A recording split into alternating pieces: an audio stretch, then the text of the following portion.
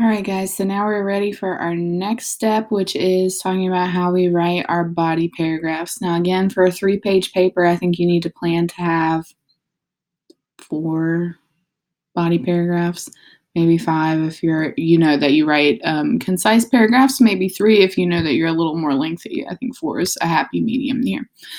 Okay, so just like in our introduction paragraph, I'm going to give you the parts of a body paragraph and try to explain how long each part should be, as well as what goes in there. Every good body paragraph begins with a topic sentence.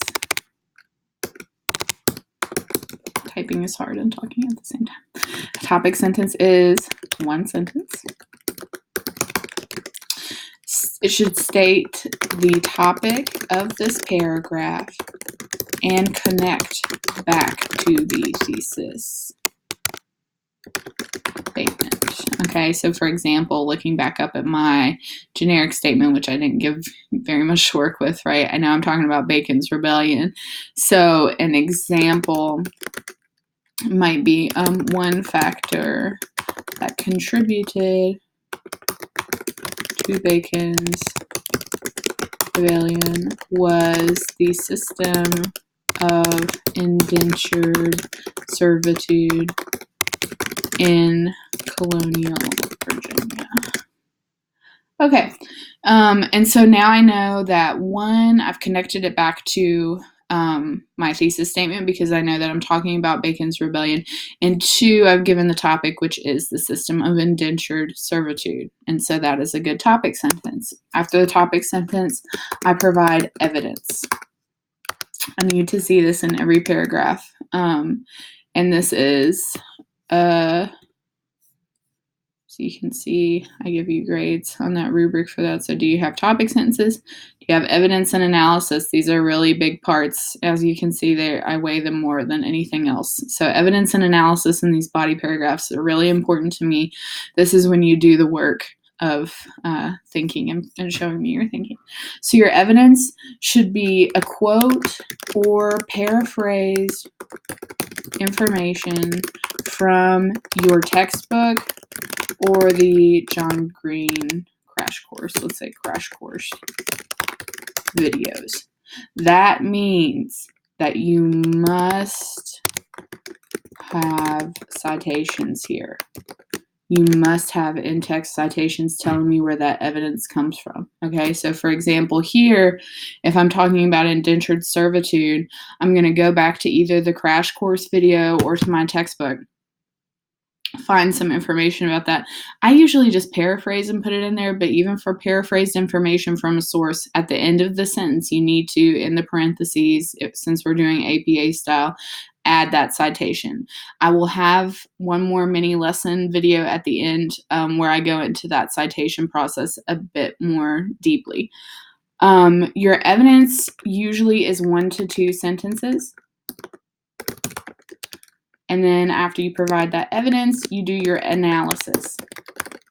Your analysis explains how this evidence is related to your argument. For example, if I've given evidence about what is indentured servitude, then I need to explain how indentured servitude contributed to Bacon's Rebellion. This is one of the most important parts because it's not enough for me to just see that you have read your textbook or watched a video. I need to see how you understand that these concepts and these people, these things, these events that are happening are contributing to changing the course of history, how little things change and have ripple effects and make big things. So your analysis is your thinking of like, okay, indentured servitude had something to do with Bacon's Rebellion. Here's what it was in my evidence, and here's what it means in my analysis. And so because of that, and this is your words, my rule is for every 1 sentence of evidence you have, you must have 2 sentences of analysis. So that's going to be anywhere from 2 to 4 sentences. Meaning if you give me a 2 or 3 sentence quote from the book, then you need to explain that to me in 4 to 6 sentences because I want more of your words in this paper than somebody else's words. This is the hardest part of writing, Totally understand that. And I know that this is not a grad level course, so I'm not expecting like perfection here, but I do think that you can do this. And your writing is so much better when you do it like this. And then that's it. Now, if you know that you're kind of a concise writer, like you've written all of this, and really at this point you're still only sitting at maybe like 3-4 sentences, you can repeat that pattern. You can go back again and give more evidence and then more analysis. If you like, you can repeat if you need length. Most of the time, even when I'm writing myself, I just do it once.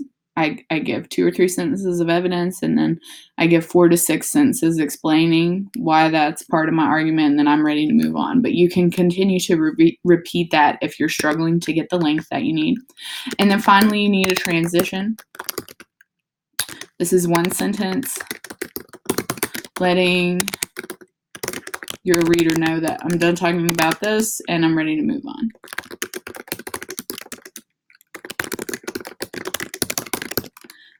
My example here would be, however, there were other factors that contributed Bacon's rebellion. That just lets my reader know, hey, I'm done talking about indentured servitude, and I'm going to talk about something else that has to do with Bacon's rebellion. I'll